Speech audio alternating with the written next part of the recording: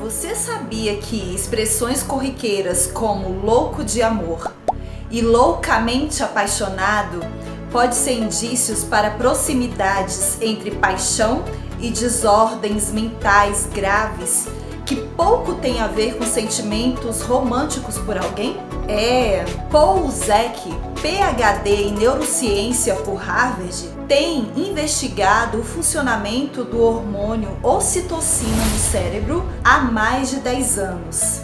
Segundo este PhD em neurociência, quando nos apaixonamos, uma área do cérebro chamada de sistema do querer é fortemente ativada. É uma região comum a todos os animais, dos répteis a humanos, e que nos motiva a buscar recursos como comida, sexo, parceiros. E observando as pessoas nos primeiros estágios da paixão, você percebe uma superestimulação dessa área. Mas você já parou para pensar o que ocorre no cérebro quando não conseguimos parar de pensar em algo ou alguém? Seja aguardando uma mensagem ou então em casos severos como perseguição?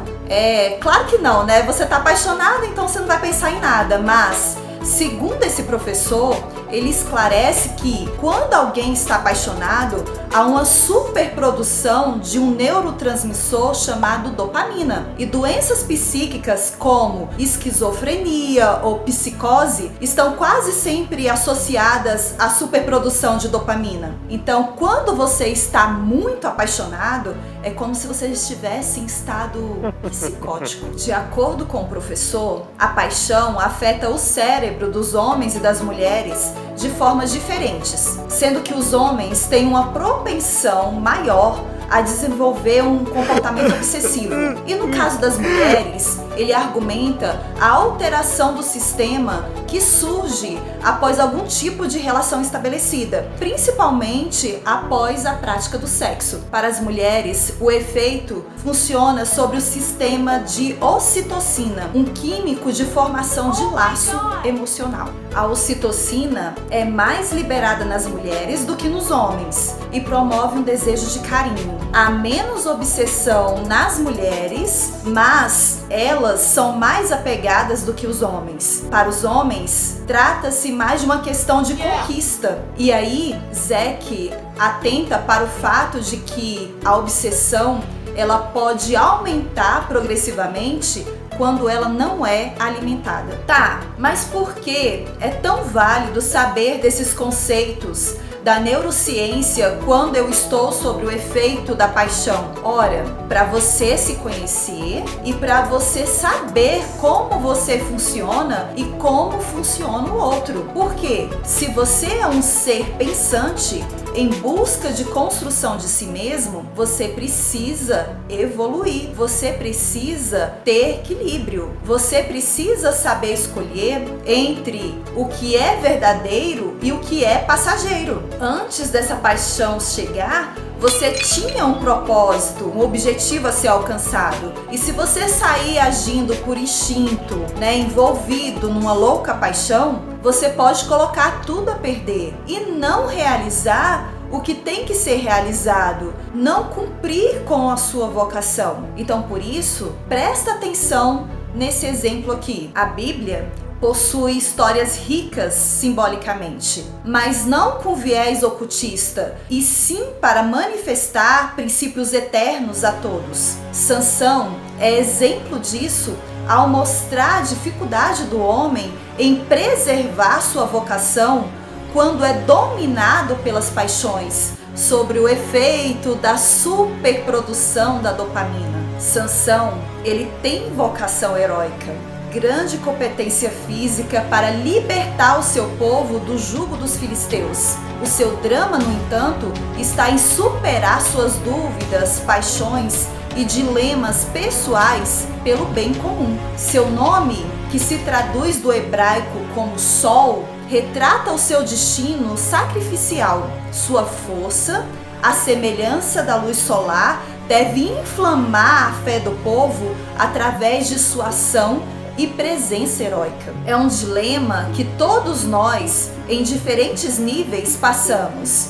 Às vezes, precisamos agir conforme a necessidade de nossas circunstâncias e cumprir o dever, mesmo que em detrimento do conforto e divertimento. Um pai de família, por exemplo, ele deve superar as fraquezas e medos para continuar o seu trabalho e inspirar os seus filhos a coragem e a segurança. Nisso está a importância do símbolo solar, a vontade que se sobrepõe aos desejos, o reinado pessoal que influencia decisivamente o outro. No entanto, sejamos realistas. Há uma dificuldade em superar nossas paixões e ilusões. Alguns heróis de teor semelhantes nos dão exemplos de superação, como Odisseu, que rejeitou os encantos de Calipso, que o seduzia para que os dois vivessem imortalmente em prazeres e delícias, e ele preferiu aceitar sua mortalidade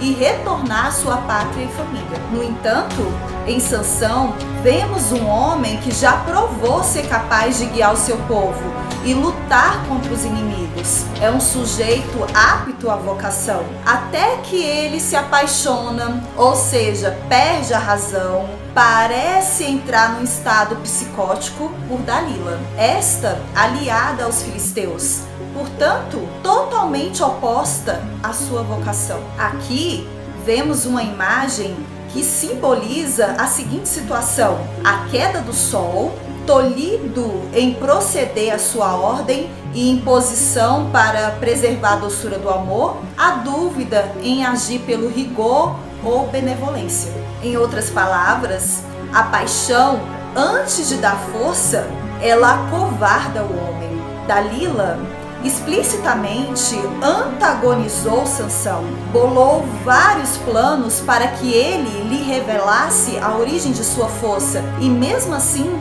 Sansão não a deixou ou se acautelou, até que, devido à insistência da mulher, acaba por revelar que se cortasse o cabelo, a sua força se extinguiria. Dalila avisa os filisteus e eles assim procedem.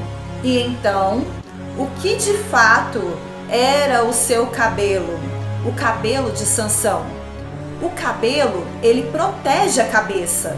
Esta é símbolo da razão e pensamento, que é o que a gente perde a razão quando estamos apaixonados. O cabelo de Sansão era o revestimento de Deus sobre ele, ou seja, a sua fé. O último estágio da paixão, por mais resistente que o homem seja, é a queda de sua fé. Mas Sansão, no final, ele retoma a fé, ressurgindo a sua força. Ele morre no final, mas leva consigo os filisteus. Sua morte também tem significado simbólico. O cumprimento da vocação, muitas vezes, é feito através da morte do indivíduo, para mostrar a sua doação e heroísmo. Também é uma prova de que sua fé no final era maior do que suas paixões. Pessoa madura, tá vendo aí? No estado de paixão, ficamos irracionais, abrimos mão de tudo pelo outro. E o medo de perder nos leva a comportamentos que sabemos ser irresponsáveis, mas fazemos todas as concessões. Perdemos a noção de perigo, avançamos nossos limites e nos deixamos invadir. Só que precisamos equilibrar razão e emoção, sem perder a melhor parte de estar apaixonado, já que praticamente não podemos evitar esse sentimento. Mas, ao sentir que você foi inoculado pelo vírus da paixão, reflita sobre as coisas boas que você tem em sua vida, sobre seus propósitos, e faça um inventário do que não abrir mão. Fazer loucuras pode ter um preço muito alto e, a não ser que você esteja preparado para pagar esse preço, viva a paixão de forma a ter dela, porque ela vai acabar as melhores recordações. Faz sentido para você essa análise? Como que você está aí? Loucamente apaixonado ou está tranquilo, vivendo um momento mais equilibrado? Eu vou ficar aguardando o seu comentário, tá? Um abraço da professora Guerra.